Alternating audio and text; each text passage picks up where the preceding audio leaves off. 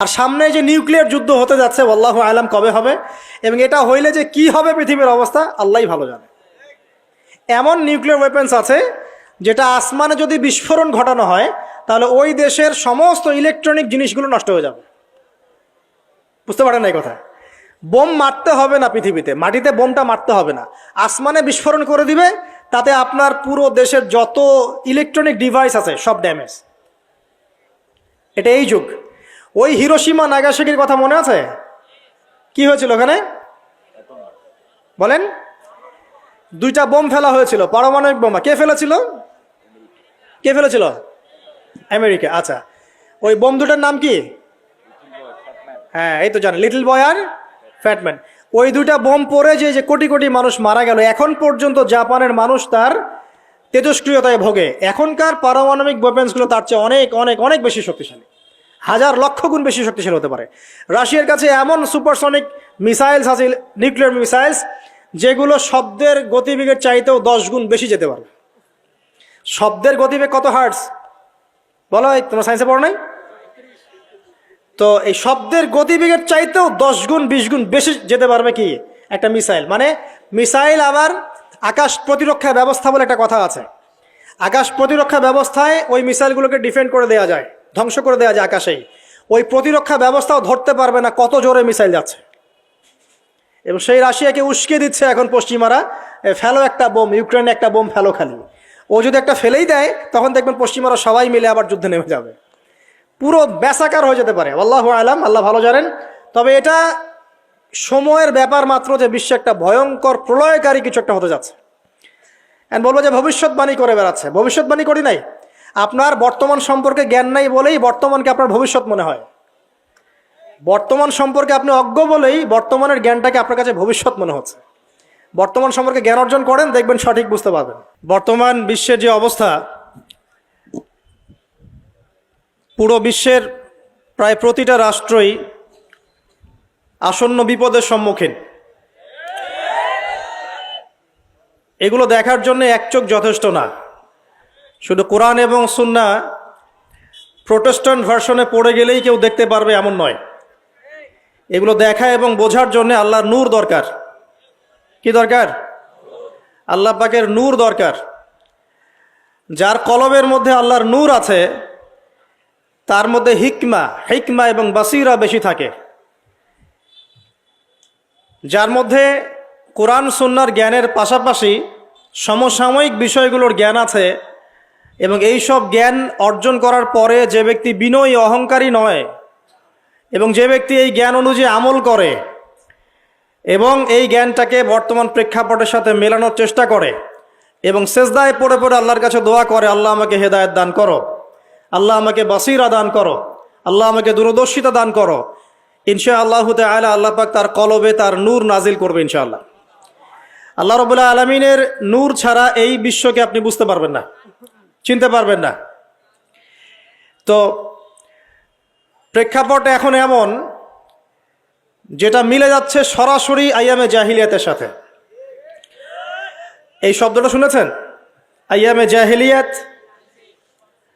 আমরা সাধারণত বলি যে নবী সাল্লাল্লাহু আলাইহি ওয়াসাল্লামের নবুয়তের আগের যে যুগটা ছিল ওই যুগটাকে সাধারণত আইয়ামে জাহিলিয়াহ বলা হয়, মানে অন্ধকারাচ্ছন্ন যুগ বলা হয়, তাই তো?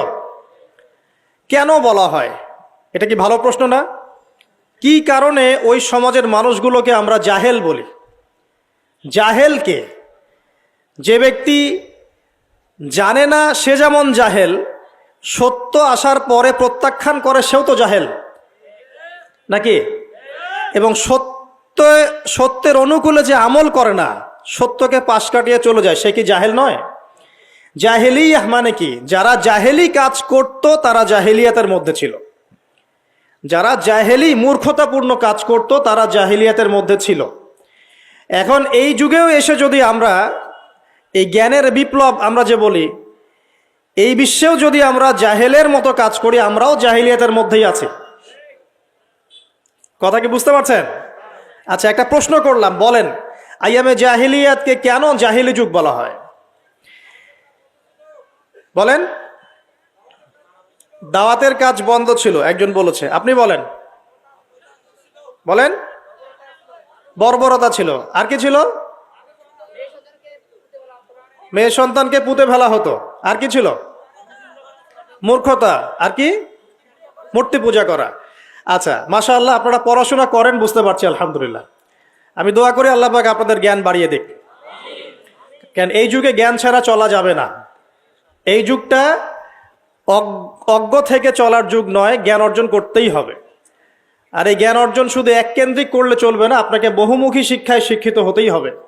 অন্যথায় আপনি ওই যে বললাম আল্লাহর নূর, যেটা দিয়ে আপনি এখন বিশ্বকে দেখবেন, এটা অর্জন করতে পারবেন না।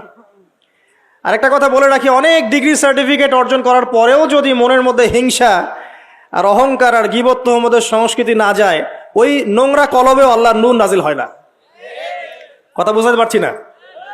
অনেক ডিগ্রি সার্টিফিকেট অর্জন করেছেন, তো মনের মধ্য থেকে এখনো হিংসাই যায় নাই, এখনো গীবত তোহমতের সমালোচনার সংস্কৃতিই বর্জন করতে পারেন নাই, এখনো খোলা মনে সবাইকে ভাই মনে করতে পারছেন না। সংকীর্ণ মন, একটা ছোট মন নিয়ে ছোট লোকের মতো আপনি চলাফেরা করেন। এই মন নিয়ে চললে আল্লাহর নূর নাজিল হবে না। আল্লাহর নূর পেতে হলে মনটা প্রশস্ত হতে হবে, নিরহংকার পূর্ণ হতে হবে, কারো প্রতি হিংসা নাই, কারো প্রতি বিদ্বেষ নাই, কেউ আমার শত্রু না, মুসলিম ভাইরা সবাই আমার ভাই।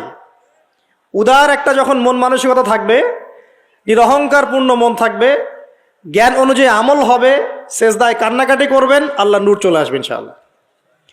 আর এগুলো আসলে এখনকার সায়েন্স দিয়ে আমি ব্যাখ্যা করতে পারবো না, এগুলো আধ্যাত্মিক কথাবার্তা। আমাদের বাহ্যিক এই জগতের বাইরেও কিন্তু একটা জগৎ আছে, আমি মনে হয় বুঝাতে পারছি না। বারাকা, আল্লাহ পাকের বরকত কি দেখেছেন কখনো চোখ দিয়ে? আল্লাহ পাকের বরকত বলে একটা কথা আছে না? আছে না? আচ্ছা, বরকত কি জিনিস আপনি কি চোখে দেখতে পারেন? এমন একজন সালাফের কথা পড়লাম, যিনি 40 বছর বেঁচে ছিলেন। কত বছর? 40 বছর। এই 40 বছরে তিনি প্রায় 300টা বই লিখেছেন। কয়টা? 300টা। এখন বলেন, আমরা এখানে যারা বসে আছি অনেকেই 40 পার করে ফেলছি না? আমরা এই 40 বছরে কিছু করতে পেরেছি?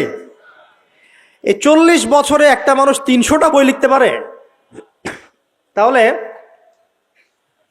আমরা বুঝতে পারছি যে তাদের সময়ের যে বরকত আর আমাদের হায়াতের বরকত এক না। বরকত সম্পূর্ণ ভিন্ন জিনিস, যেটা আমরা চাক্ষুষ দেখা জ্ঞান দিয়ে বিশ্লেষণ করতে পারবো না।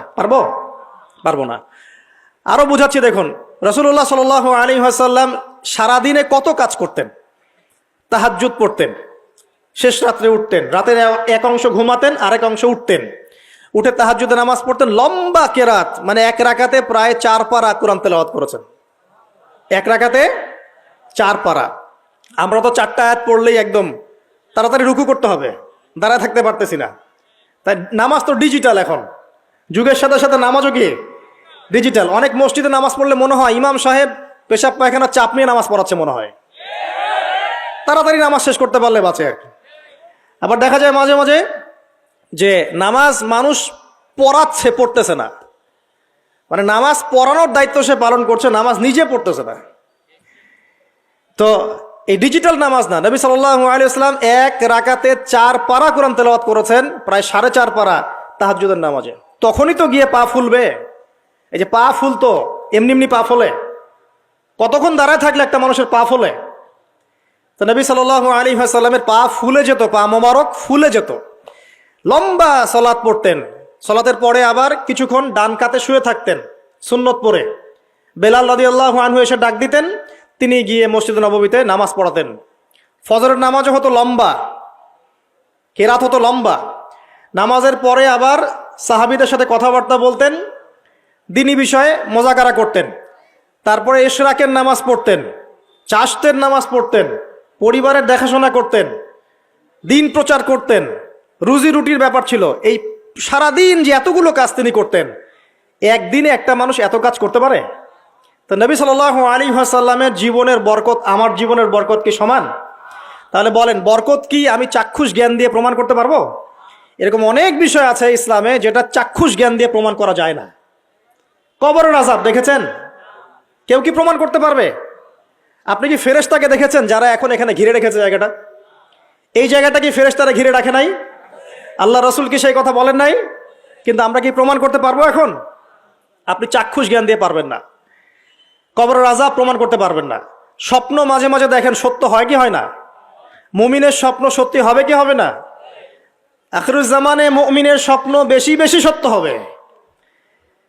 তো সত্য স্বপ্নের কি ব্যাখ্যা দিবেন? কোনো ব্যাখ্যা নাই। আপনি কি জান্নাত জাহান্নাম দেখেছেন?